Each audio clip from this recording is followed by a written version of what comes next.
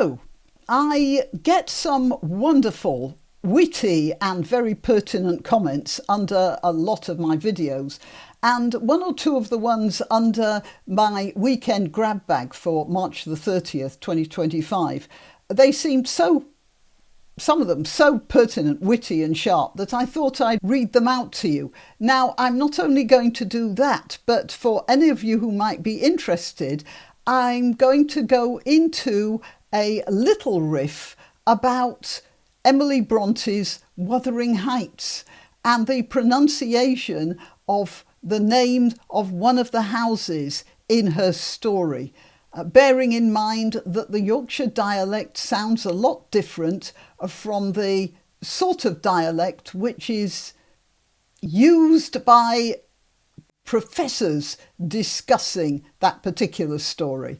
Have I whetted your appetite? I hope so.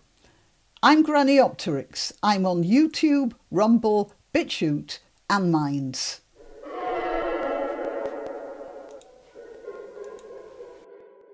I don't know exactly which story the correspondent was dealing with, but I was talking about earthquakes and tectonic plates and things, so it might have been that.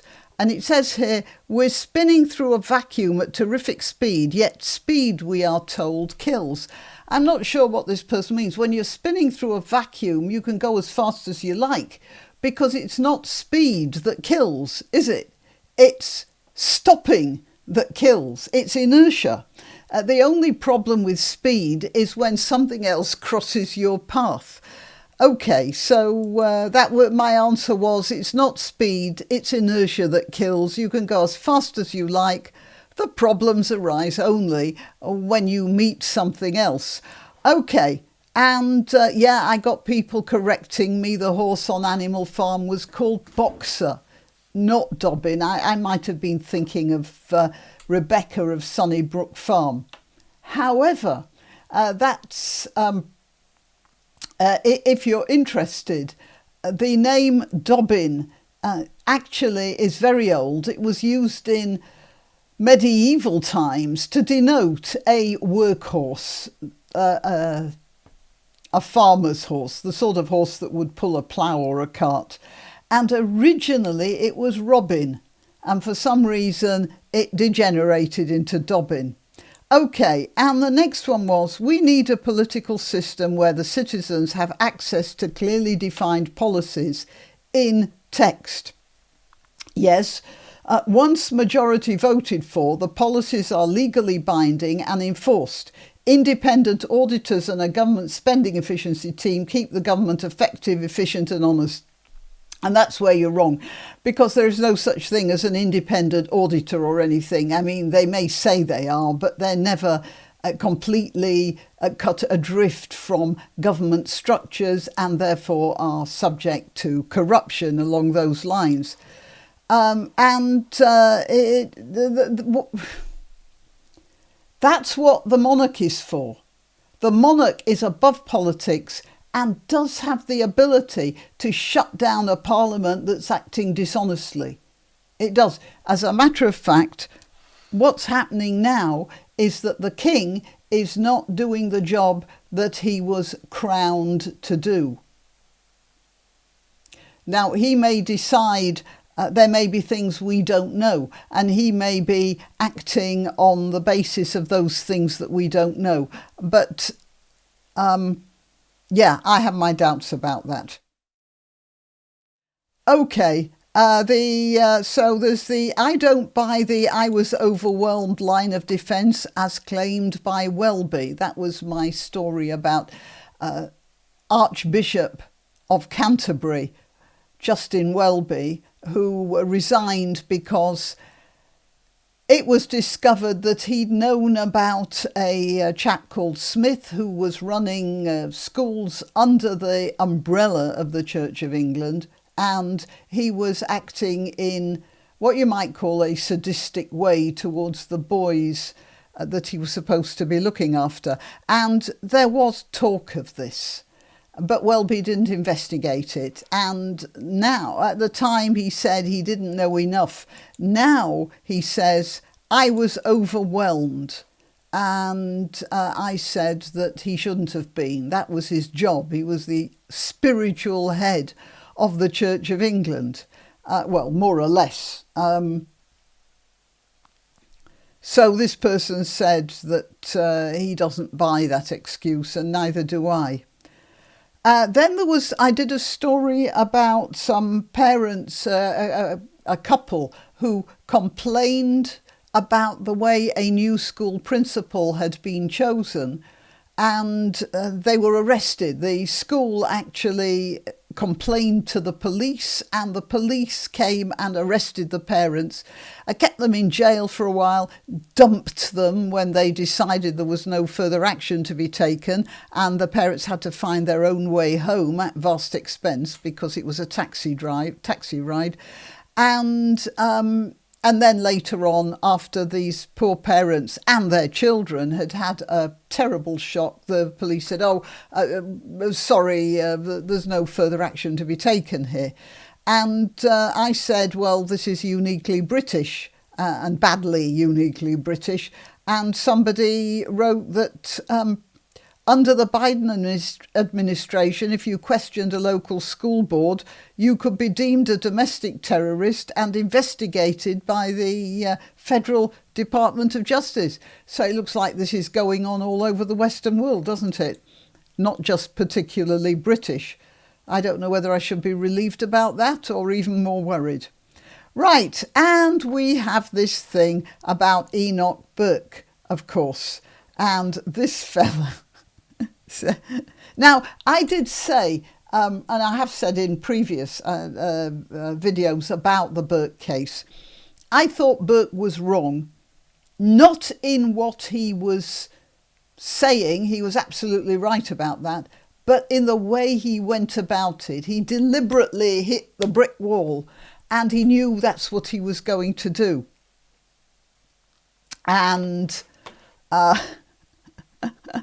And what this fellow suggests, he says, if I was Enoch Burke, I would have said, my chosen pronoun is the name of the Welsh village.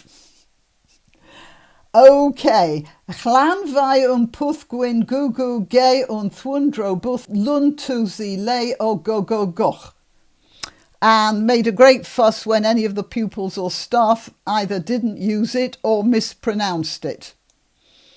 Well, I hope I managed to make it more or less intelligible with my pronunciation. OK, but that was the right way to do it, actually. It was. To come up with something thoroughly outlandish and insist that everybody does that. And just show this situation up for how ridiculous it is. There are always two ways to deal with such a situation.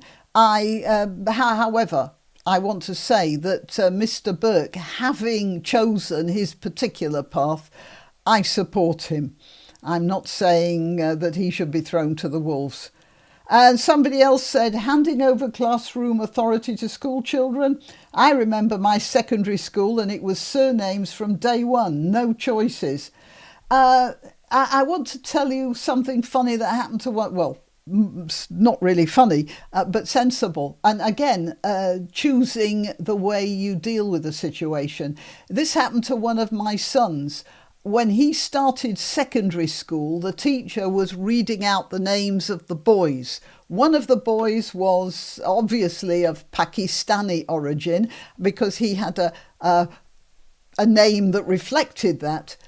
But his middle name, which wasn't given, I mean, it's there, but generally speaking, it's not used in any way.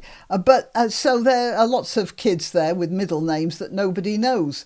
But the teacher decided to do something about this name because the teacher knew that if another kid had found out about it, the little Pakistani boy would be blackmailed with that.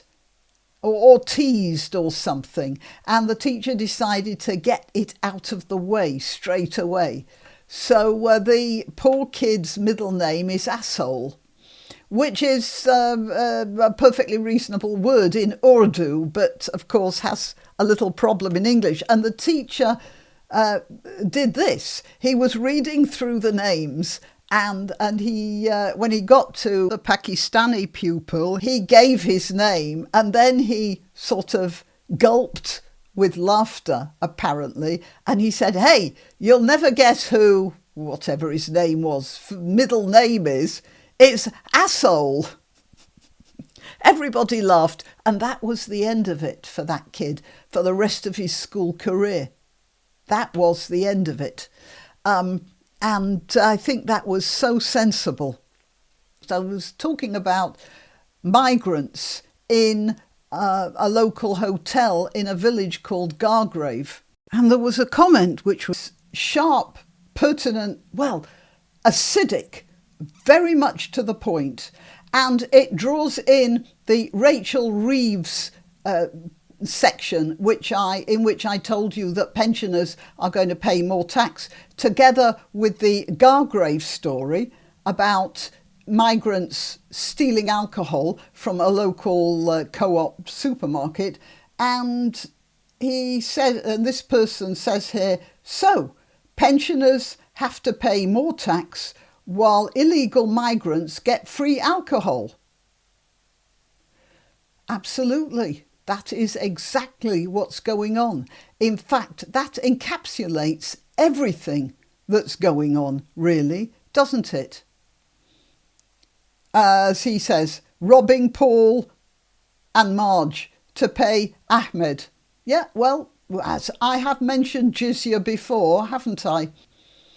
And yeah, I have a couple of things to say about that. And the first is that it says, somebody said that Premier Inn have made a statement that they will not turn their hotels over to migrants. Weren't good for them. And then it was mentioned that somebody in Cornwall had said the same thing about his hotel. Yeah, that was the Camelot Castle in Tintagel. And he said he's not doing that either. And that reminded me that there was a huge mosque projected to be built in the Lake District. There are no Muslims round there. And it would have been a real intrusion. A cathedral would have been an intrusion in that part of the world. But it was given planning permission.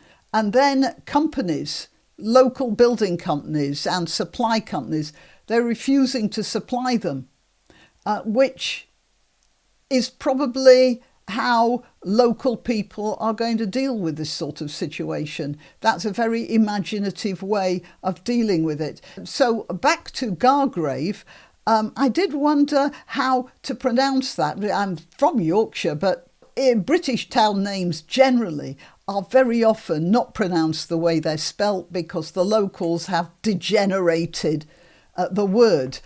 Brighton, for instance, was originally Brighouse Town. You know, people just got fed up of saying that. When I was teaching English to foreign students, I did actually say, rule of thumb, if you can remove any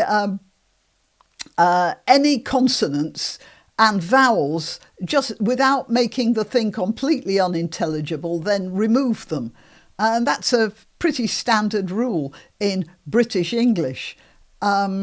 So I didn't know how they pronounced Gargrave, and it could be something like Gorgov or something like that.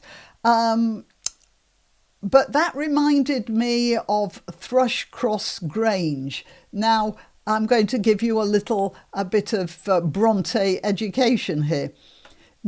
Somewhere near where the Brontes lived, in Haworth in Yorkshire, there was a village called Thrushcross, and it was known for its flax mill. Now, it was in a valley. Now, you may remember Wuthering Heights was on a hill. Thrushcross Grange was in a valley. And I suspect that the Bronte girls, when they were walking or maybe travelling to the next town, which I think might have been Leeds, but anyway, for shopping, because in villages there wasn't much there in the way of variety, they would have past Thrush-Cross, and they would have seen this village in the valley, and the village later on was flooded. It's become part of the reservoir that feeds Leeds, or waters Leeds rather.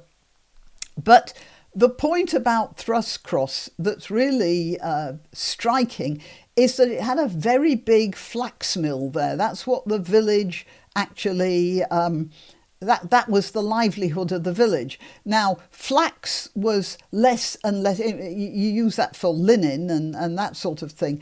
And possibly flax was more of a dying trade in Britain at the time, with cotton and wool being the major fabric output. So there was this enormous flax mill, which was probably somewhat on its last legs, but it would have looked like from a distance, it would have looked like a very big, a magnificent mansion. Because a lot of I don't know what the flax mill looked like, but in many cases, in the Victorian times, factories were made to look like palaces. So it's quite possible that Thrush-Cross Grange was based on the distant village of Thrush-Cross. Now, I saw some, a perfectly reasonable analysis of Wuthering Heights by an English professor who was talking about the difference between Wuthering Heights and Thrush-Cross Grange.